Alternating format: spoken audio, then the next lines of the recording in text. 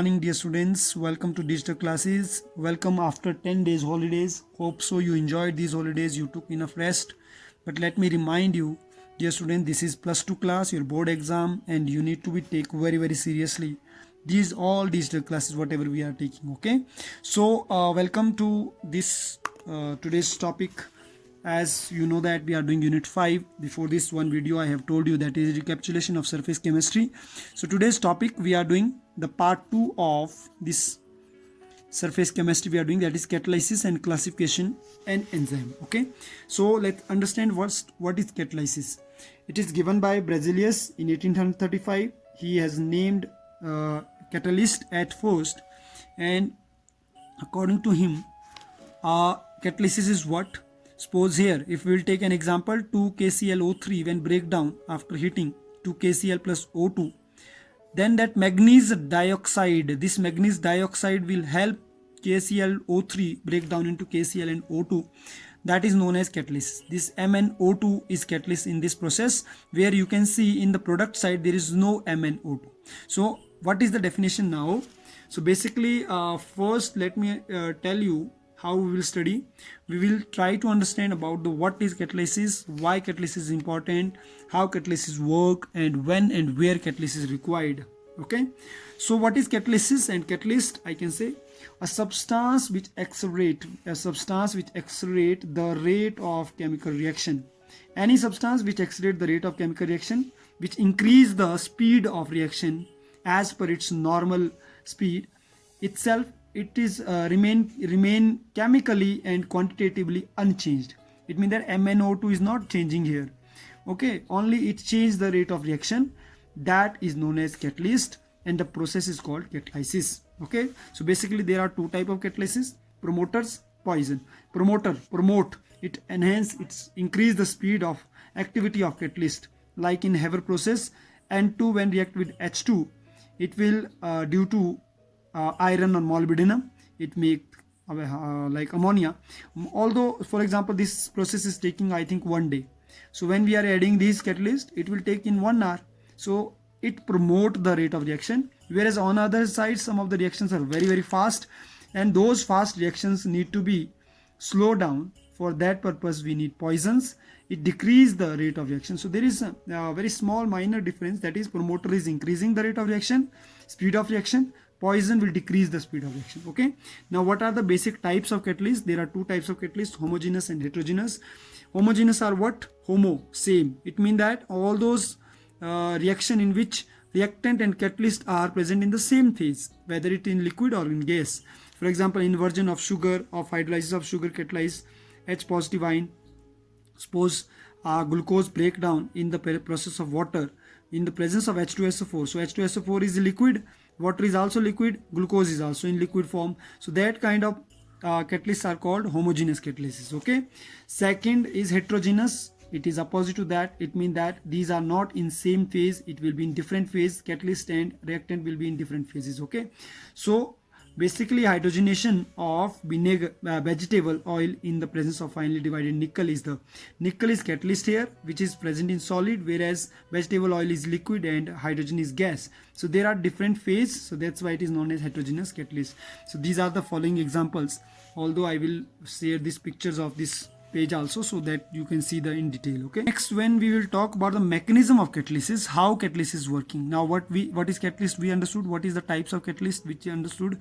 Now what is how catalysis is working, stepwise mechanism of catalysis. There are two steps. Step 1, an intermediate complex is formed whenever catalysts are reacting. An intermediate complex is formed in case of homogeneous catalysis.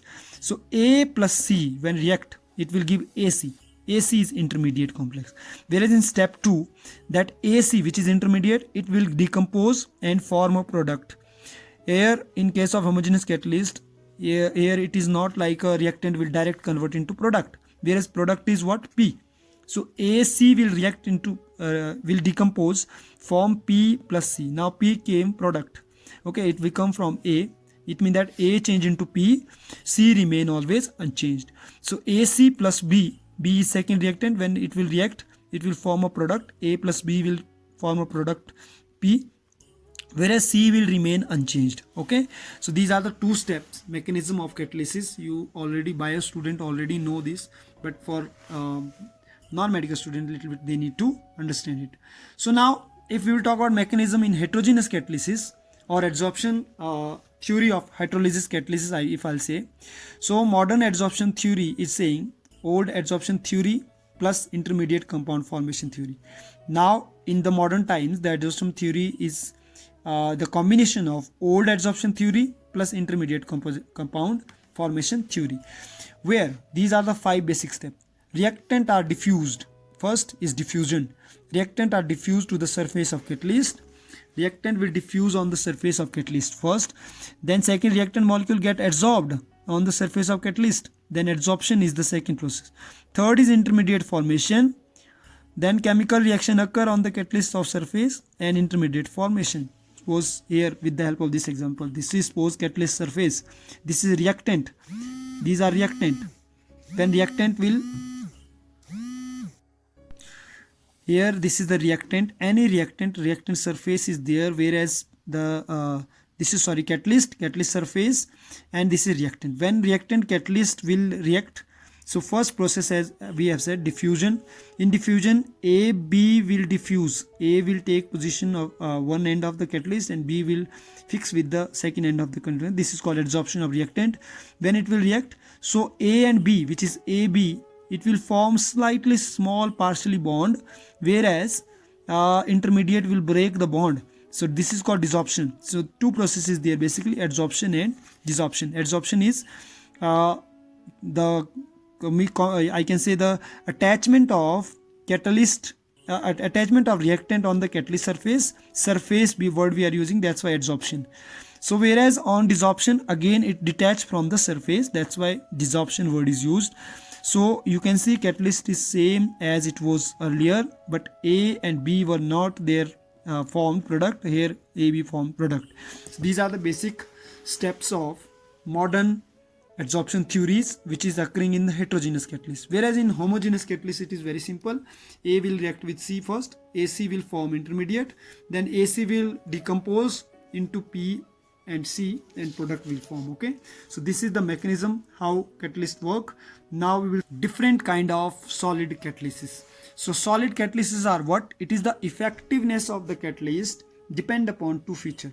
The how catalyst will affect, how catalyst will connect, how catalyst will attach to the reactant of solid catalyst, which is solid like metallic catalyst, I can say metallic catalyst. Mostly you will found catalyst in the form of metal. Okay, transition metals are mostly formed catalyst. Why transition metals have catalytic properties, that we will study in D block elements also.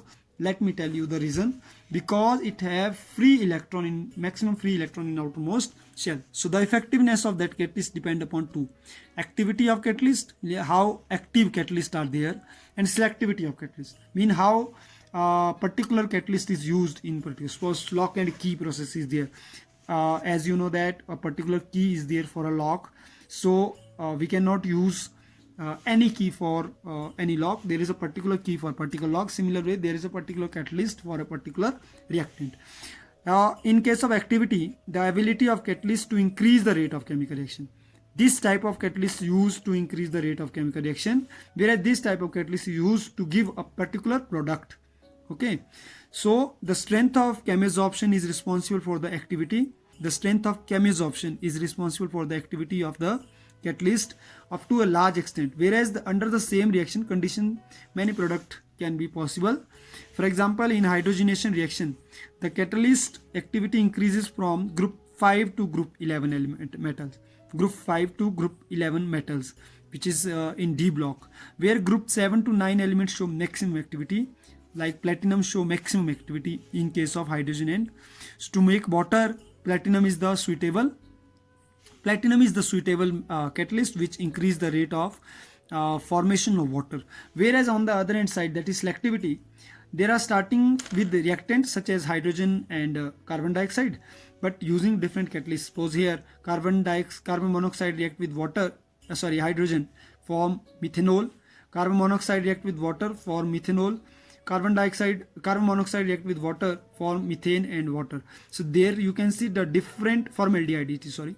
So different product is formed with the same reactant in the presence of different catalyst. So what product will form, that depend upon catalyst in case of I can say selectivity of catalyst. Okay, suppose copper and zinc oxide or chromium oxide will form methanol, copper will form formaldehyde and nickel will form methane only. So this is how different type of catalyst, selective catalyst, form selective product in the presence of same reactant, whereas here it will increase the rate of reaction. So there are specificity. A substance which act as a catalyst in one reaction may be failed to catalyze other reaction. Hence action of catalyst is highly specific in nature. So this proves that the catalysts are highly specific in nature, because one catalyst is producing product with one reactant, but maybe other catalyst will not produce the same product. Some important example of catalyst are Adams catalyst, it is platinum oxide. Ziegler-Natta catalyst, sometime question is coming in 1 mark.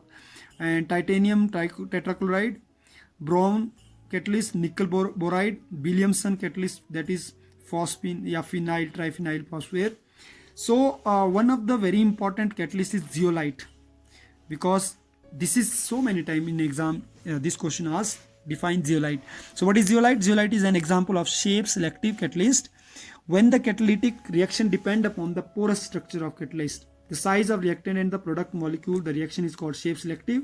For example, zeolite, and it has honeycomb like structure, and this is used ZSM5. Zeolite is used in petrochemical industries. One more video I am going to share related to this, dear students. Hope so you will understand, and you will do yourself at home also the same topic. So till my next video, take care yourself, stay home, stay safe, and hope so you understood this video. Thank you. Have